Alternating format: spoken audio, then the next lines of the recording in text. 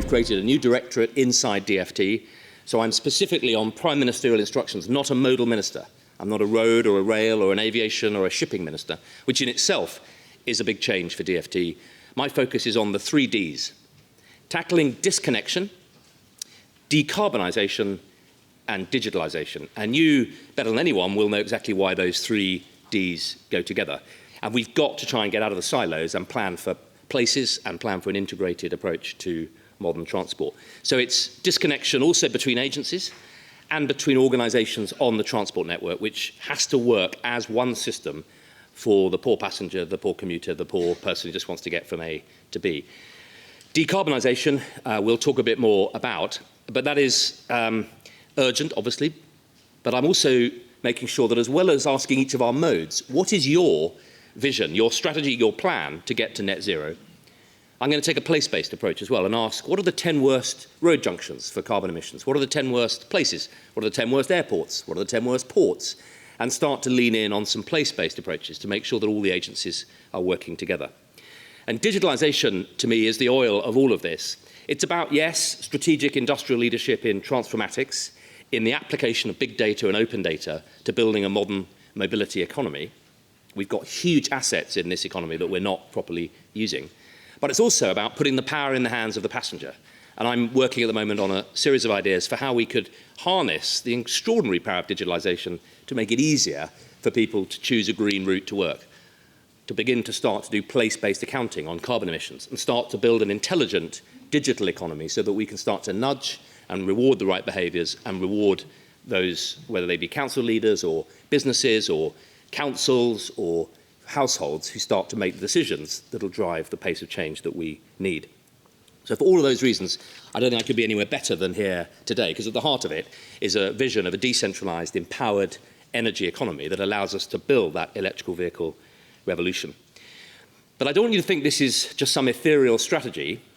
It's urgent, and the Prime Minister's instruction last year was get to work fast, and we're hosting COP in November this year, and I want us to be able to announce a series of tangible, specific measures that we're putting in place to drive the acceleration of our decarbonisation in transport. We'll shortly be announcing our first ever integrated decarbonisation plan at DFT, and I'm also working hard on how we lead as a department in the digitalisation of transport, which at the moment is not something the department has strategically invested in terms of our internal skills.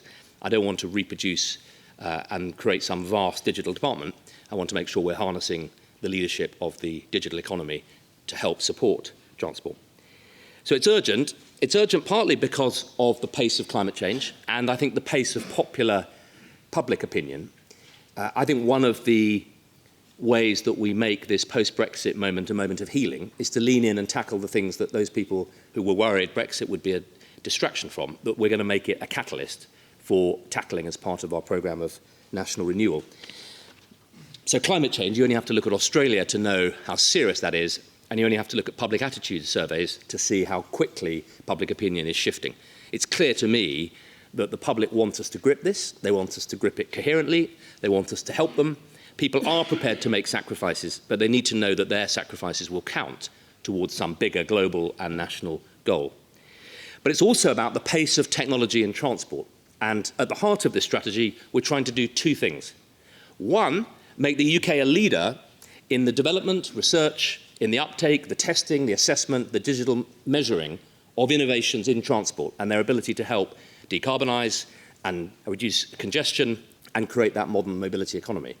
So we want to make the UK the place where the innovators of tomorrow would look in 2 or 3 years and say, you've got to go to the UK. Look at what they're doing on R&D, on test beds, on digitalisation, and on the enlightened regulatory framework that we're about to announce shortly. But on the other hand, it's also a strategy for bold devolution, bold empowerment of communities, and putting power in the hands of people, households, communities to begin to make those choices. And our vision is that if we do both of those things, the 2 will meet, and we'll be able to harness the power of technology to support a modern, lean, green transport economy in real places that want to move ahead fastest. It was very interesting when the Prime Minister asked me to do this job. It was the first time I've had a Prime Minister asking me to do a job involving technology and innovation. They normally ask me to come and advise them on what we need to do. One of the extraordinary things about the Prime Minister is, having been a mayor, he is completely passionate about transport. It's the first time I think we've ever had, certainly in the Conservative Party, I think ever in government in the 20th century, a Prime Minister who's been a mayor. As Mayor of London, this is a PM who really gets the power of buses, tubes, digital, TfL, that whole integrated connectivity. And that is hugely to the good for this agenda. And his brief to me was to go and help DFT rapidly adjust to this scale of change. So I want to emphasise the level of commitment that we've got from the PM and from number 10 and 11. But I don't underestimate the size of that challenge either. If we just pause for a minute, it's taken us about 70 years to build our current road and motorway network. And culturally, if you think about it, about 100 years we've been focusing public opinion on and building a planning system around and building government revenues around the idea of a personalised vehicular economy. Or put a different way, we've spent 100 years telling people that the height of human achievement is to drive your own internal combustion engine. Reversing that message at pace, with conviction, and in a way that really drives change isn't easy. And that's why at the heart of the future transport strategy, we've built a whole work stream on behavioural insights, nudge economics, and seeing how we can harness the power of digitalisation and devolution to start to give people the sort of benefits, quite small benefits, drive quite big behaviour changes, so that we can help to accelerate that change. I want to suggest, despite the climate change, there's a lot of pessimism, and there's clearly a vast amount of work to do. We start as the UK not in a bad place. We've already delivered over 24,000 publicly available charge points. We're ahead of Europe on provision of rapid charging devices. I think we're second in the European league table. And we've just announced the 400 million next funding tranche for the next wave of charging. And Highways England has committed, I'm delighted to say, to the availability of charge points every 20 miles on 95% of the strategic road network. So we have some platform in terms of being able to build ahead and on which to accelerate. Now, of course, energy supply networks, as you have shown in this report, are absolutely key. And that's why in 2017, we published plans for a much smarter and more flexible energy system together with Ofgem, and we've been delivering on that since. By removing the barriers to the introduction of smart and battery technologies, we calculated that energy savings worth tens of billions of pounds could be made in the decades to come. Electric vehicles are going to be an absolutely key part of this solution, operating through smart charging and vehicle-to-grid technology. And that's why in 2018 we launched the Electric Vehicle Energy Taskforce to bring together government, energy, automotive industries to work out how we meet EV demand in a sustainable way.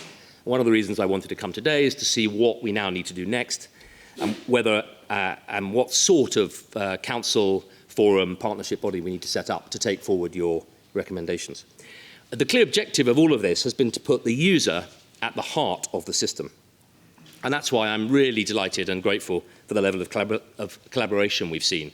Car makers, energy companies, operators, Ofgem, government, academia, consumer groups. And the only group I can see in that list that I haven't included who need to be in this, I think, are local government. Because planning an integrated approach to housing, public transport, and making sure we build the charging infrastructure and the modern mobility infrastructure into the fabric of tomorrow's housing is completely key. And that's why one of my flagship projects is East-West Rail, where we're looking to do something we haven't done in this country for years, which is build a rail and housing development corporation that can build that Oxford to Cambridge rail link in a way that fundamentally integrates with the housing growth in that area and harnesses the value of the housing to help support modern infrastructure. So today's report, I genuinely want to suggest, is a real milestone because it encapsulates the progress we've made, you've made, and sets out some quite important challenges for the future. First of all, I really welcome the emphasis on the customer. For the transition to EV to be a success, we're going to have to move from the first adopter, the early adopter, the experts who are online and telling us exactly how it needs to be for them, to the mass adopters, to the people in my constituency who don't really care. They just want to get from A to B, and if we can save them some money and help them contribute to making it a cleaner and greener society, they'll come with us. But most of all, they've got to get from A to B in time to drop the children at school and get to work and live their lives. And that focus on what people actually want rather than what we think they want is really, really important. Secondly, the emphasis on building a proper network of charge points that's smart and digital and connected, so that all EV drivers should be able to easily locate and access parking infrastructure and charging infrastructure and find out key bits of information like the charge point's power rating and whether it's available or in working order. Ensuring that charging an electric vehicle is a simple process is crucial to meeting our ambition of phasing out petrol and diesel cars. And third, I strongly support the task force recommendation that public charge point operators and owners must make data openly available to EV drivers.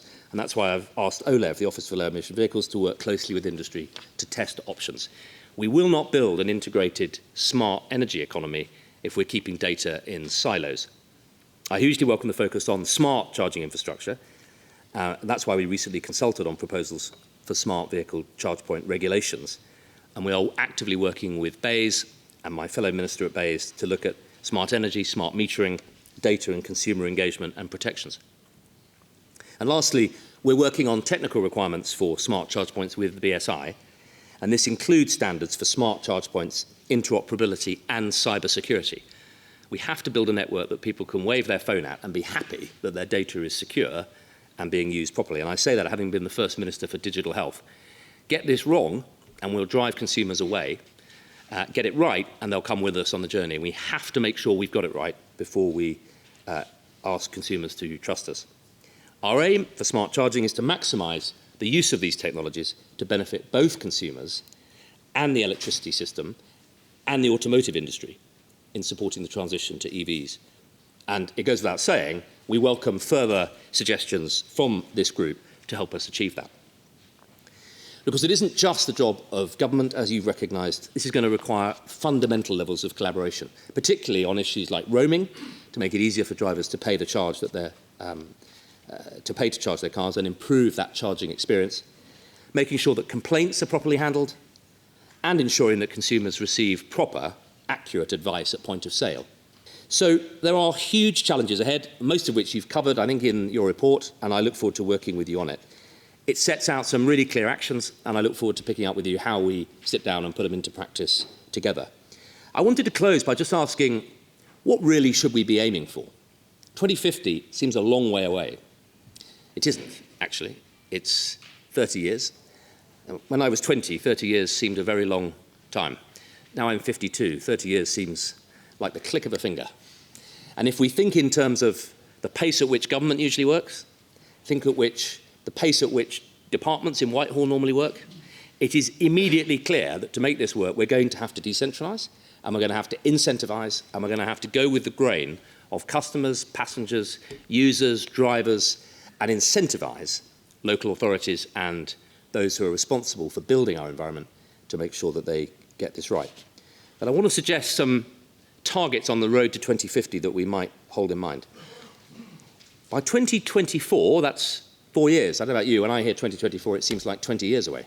It's only 4 years. I'd like us to think about more than doubling the number of rapid charge points to over 5,000 through our work to stimulate infrastructure investment. And if you think about what that would do, I think it'll help to give even more people living right across the country the opportunity to drive an electric vehicle. And I think we need to think about getting the balance between following where the uptake is and investing to reassure and show tomorrow's purchasers that we're building for them. And that's why we intend to consult on bringing forward the 2040 target to end the sale of petrol and diesel cars. And we've committed, by the way, that all central government cars will be electric by 2030. I know that industry have set themselves demanding targets too. I was really cheered to see that Volkswagen recently raised its electric car production forecast for 2025. And the same year, the whole of the Audi group intends to have more than 30 electrified models in its product range, 20 of which will be fully electric. So we've got momentum, we've got know-how, we've got industry commitment. We haven't shied away from setting ourselves some really ambitious goals. Many of us still, probably some in this room perhaps, many people in this country, I think, haven't yet made the shift from this being an idea, a nice speech, a strategy, an ambition, a target, an aim, a goal, a vision, to being an actual practical reality that we are going to do, and all of us are going to have to get with the programme. And I believe that public opinion has shifted in the last 6 or 7 months. Now, experience of knocking on nearly 10,000 doors during the election campaign showed me very clearly, of all ages, all generations, there was an overpowering wish to, yes, get Brexit done, but to make it worthwhile by showing that it'll be a moment of profound national renewal. And the reason the Prime Minister's put such emphasis on this agenda is that he knows what I know and you know, is that this goes right to the heart of both the daily lived existence of all of our fellow citizens. Everyone uses the transport system, pretty much, just about, at some point every day. So it's fundamental to the lived experience of communities, families around the country, but it's also fundamental to this country's economic future, our environmental sustainability, and our ability to lead the world in the 21st century economy of green energy, green investment, green jobs. Get it right, and we will really be able to say that we made this a moment in which, out of the last 3 years, we set ourselves a bold Olympiad-style agenda that everyone could be inspired by. Our job mutually, yours and mine, is to make sure the plan is realistic, that we're honest about the roadblocks and the pitfalls, we grip them, we work across government, and we put in place that infrastructure, that network, that joint vision, joined up across government, that means we'll actually be able to deliver. Thank you for all the work you've done. Thank you for all those who can't be here today who've been part of it. And I look forward to working with you on making sure we actually deliver the road to zero.